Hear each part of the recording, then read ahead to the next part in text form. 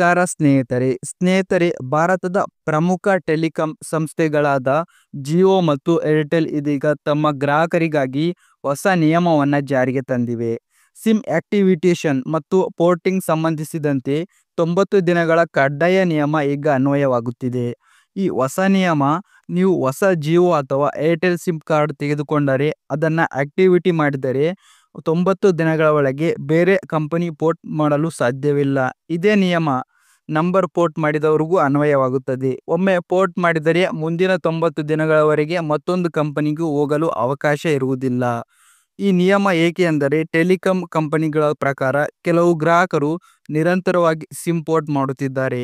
ಇದರಿಂದ network management ಸಮಸ್ಯೆ ಉಂಟಾಗುತ್ತಿದ್ದು, ಜೊತೆಗೆ ಗ್ರಾಹಕರ ಡೇಟಾ ಸುರಕ್ಷತೆಗೆ ಸಂಬಂಧಿಸಿದ ಸಮಸ್ಯೆಗಳು ಕೂಡ ಎದುರಾಗುತ್ತಿವೆ.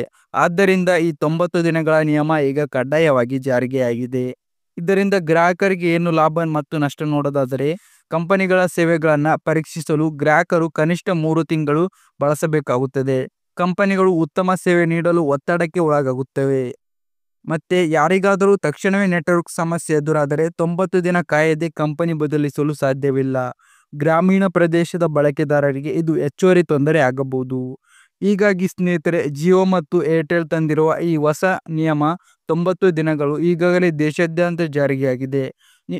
ಈ ನಿಯಮದ ಬಗ್ಗೆ ನಿಮ್ಮ ಅಭಿಪ್ರಾಯ ಏನು? ಇದು ಗ್ರಾಹಕರ ಹಿತಕ್ಕಾಗಿ ತೆಗೆದುಕೊಂಡ ನಿರ್ಧಾರವೇ ಅಥವಾ ಜನರಿಗೆ ತೊಂದರೆಯಾಗುವ ನಿಯಮವೇ ಅನ್ನೋದನ್ನು ಕಾಮೆಂಟ್ ಬಾಕ್ಸಲ್ಲಿ ತಪ್ಪದೇ ತಿಳಿಸಿ.